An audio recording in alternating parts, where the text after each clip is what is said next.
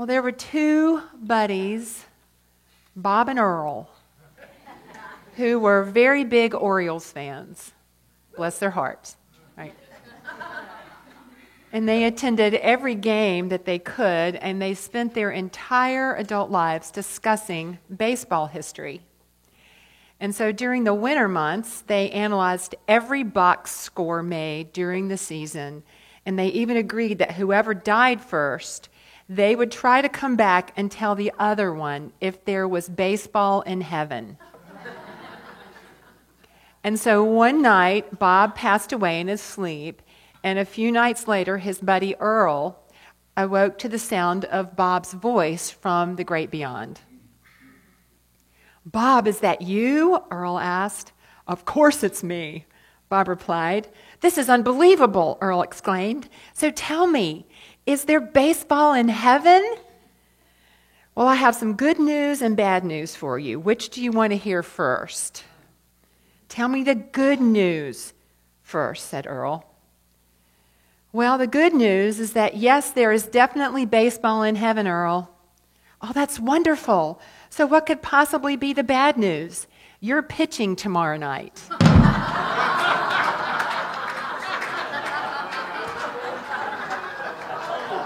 Wah, wah. Yeah. So I think you get the theme of today's message. So we're delving into our book study book, How Then Shall We Live? 4 simple questions that reveal the beauty and meaning of our lives. And so last week we talked about what we love. And so the invitation as we left last Sunday was to be an exploration over this week about what is it you love?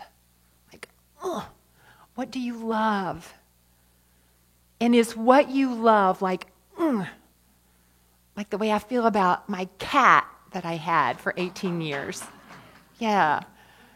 You know what it is that you love like that. And so Wayne Muller was asking us to explore for ourselves, is what you love like that at the center of your life? Is it at the center of your life? Is it where you are giving your attention? And if not, why is that? And if not, what would happen if you did? Because he asserts that as we make what we love the center of our lives will become just full and rich and full of joy. And so how'd you do this week? Yeah?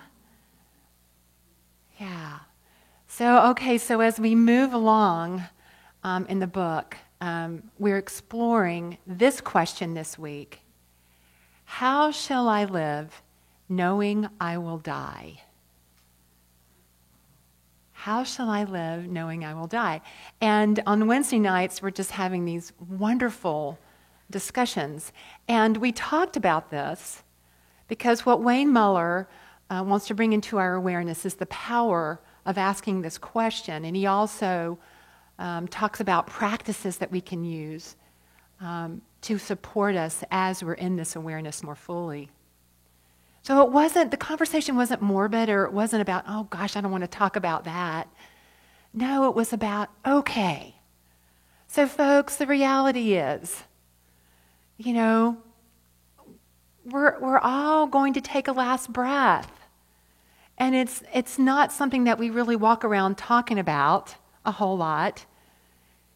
But what if that fact, if we could allow the fact that our time on this earth plane, in this physical incarnation, if we just really kind of carried that in more of a wakeful awareness in our life, what would be possible for our lives? And Wayne Muller suggests that as we bring it more into our awareness, that we can experience life more fully and richly. And there's this story, a parable that the Buddha told about this man who was crossing a field and he encounters a tiger. And so he flees from the tiger, and the tiger's in pursuit. And so the man grabs a vine and projects himself over a precipice to get away from the tiger.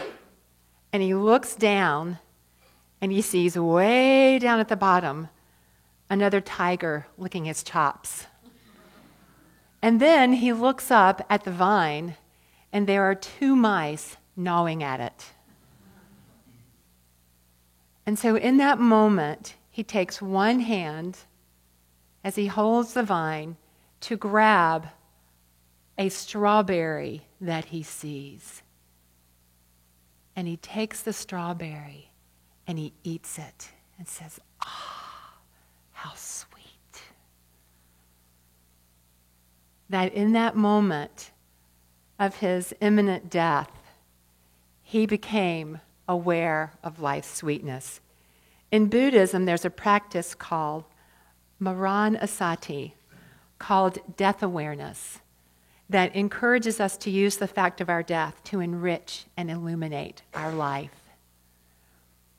And in the book, Wayne Muller talks about, and people share their experience of how when they've been given a diagnosis of a terminal illness, how that all of a sudden in their life gives them permission to do the things they've been putting off, to say yes, and to put more fully at the center of their life all that they love. You know, as we reflected on this in our book study, we talked about, is this the kind of permission that we need? What permission do we need to live life with more abandon? To live life with more awe and yesness to our dreams? To spend time, really time with the people that we love in a more focused way? What permission do we need, folks, to give ourselves the yes, the green light to live life fully? You know, the daily word scripture today, I love that quote from Jesus. "I have come that you might have life and have it abundantly." And I love that because metaphysically, what that means to me is when the I am nature you are comes into your awareness fully, that's when we tend to become more willing to say yes to living life abundantly. A Japanese Zen master named Bunan said this: "Die while you're alive and be absolutely dead. Then do whatever you want. It's all good." I love that. It reminds me of the Apostle Paul in his letter to the church in Corinth said, "I die daily." Remember that? And what that means is, and I think the Zen master meant, die to all that stuff that's keeping us from saying yes to living life fully right now. You know, we talk about the onion, peeling off the onion to get to that essence of all that we are. And so this Zen master is saying, let's die to all that stuff and give ourselves permission to live fully. And Wayne Muller gives us 2 practices to support us in this yesness: acceptance and effortlessness. And he says this: acceptance of death is acceptance of freedom. Freedom to live each day with clarity and courage. We are awakened to the impermanence of our precious life, and in that impermanence we find the freedom to choose our own way. Danger disappears. There's less fear. All there is left to do is live and live well. Knowing that there is a certain end to our life, does this make us depressed? On the contrary, it can set us free from the illusion that one more phone call, one more meeting, another $100 will buy us safety, happiness, immortality. It is all chasing after the wind, when we stop chasing the wind, we can begin to live in peace. There's an exercise in the book that we talked about in the book study on Wednesday night, where Wayne Muller invites people to, in each moment, as you're doing your day, the activities of your daily life, to reflect, I could die today. I could die today. And what that invites those that say yes to doing that. Of course, in Unity, good grief, we don't want to affirm that, do we? At least not on a continual basis. But the whole point is, I could die today. Because it could. And so, what does that stir in us? Just that simple awareness. It's like, okay, what will I do differently today? Or what will I prioritize today? How will I feel today? What if we can accept the inevitability of our death to the point that it supports us in living our life fully and freely? Whatever dream you've been putting off, whatever you keep saying, I'm going to get to that, what if you could start it today? What if you could say yes to that today? So can you, by accepting the inevitability of your death, be empowered to live a full life without regrets? And he talks about also the process of letting that be effortlessness. Jesus is quoted again as saying, "Come to me, all you who are heavy laden, and I will give you rest." Come into your awareness of your I am nature, that you are, and that's truly all that you need. That's why I love discernment. If you're around me for any period of time, you will hear me talk about the question, what is mine to do? What is mine to do? What is ours to do? Because what I get in this is that he's trying to let us know, or trying really just to remind us, because we already know, that the I am nature that we are, folks, is all really that we need. And as we reflect on the beauty and living life fully, what's effortless when we're striving and we're pushing and we're pulling, that's not effortless, is it?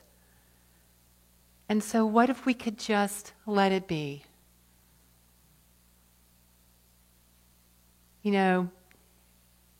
We talk a lot about letting things go in our spiritual practice. What if we could just let it be? And discern more often by just taking a deep breath moment to moment, what is mine to do in this situation? Because there is an inherent readiness to your wisdom that he talks about in this chapter, and I love that. That underneath the surface of anything that's happening, there is your wisdom. Your infinite divine wisdom that is ready to inform your choices as we let it be. There's one more story by the Buddha, that he was traveling with his disciple, and the Buddha became thirsty, and they were traveling by a river, and so the Buddha asked his disciple to get him some water. And so the Buddha is waiting while his disciple goes to fetch the water, but the disciple notices that there's a bullock cart that's crossing the river and churning up the mud in the river. And so he goes back to the Buddha to say, Buddha, the water is muddy. It's been churned up by a cart. So the Buddha says, well, just sit for a while. And so about a half an hour later, the disciple goes back down to collect some water. And the water is still muddy. So he comes back and tells the Buddha. And so the Buddha just waits. And the disciple goes back down about an hour later and notices the water's clear. And so he scoops some water up in the pot and brings it back to the Buddha. And the Buddha said, see, as you let it be, the water became clear. So, okay, this week, today, what if we just took this on, that as you leave here today, that you practice a heightened awareness that this body, the time on this earth plane in this physical incarnation, this time around, is finite. Can we accept that with a greater openness that it can inform our choices to live life more fully and freely? And can we allow life to be more effortless for us? Less straining, less striving, less resisting, and allowing ourselves to let it be so that we can turn within and ask what is ours to do? And I tell you, the wisdom that you receive from listening to the answer of that question, from a place of true openness and availability, will never steer you astray. So, let's take a deep breath. Feel the energy of life. So, will we do this week? Can we take this on? How sweet it is to come together. Aren't we blessed that we woke up this morning and we're here together? Woohoo. All right, let's affirm together. I say yes to life and living it fully and freely right now. Okay, let's just say yes together. Yes. Amen.